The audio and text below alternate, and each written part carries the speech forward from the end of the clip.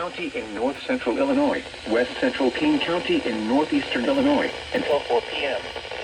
At 2:56 p.m., a severe thunderstorm was located 5 miles northwest of Sycamore, moving southeast at 20 miles per hour. Hazard, 60 miles per hour wind gusts and $half-size hail. Source, radar indicated. Impact, hail damage to vehicles is expected. Expect wind damage to roofs, siding, and trees.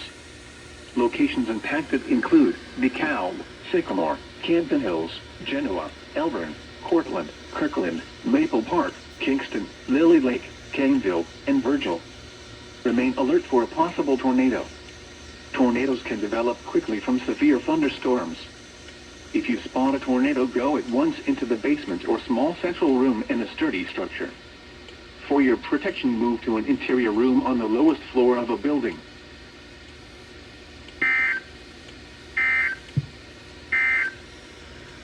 This is NOAA Weather Radio KZ.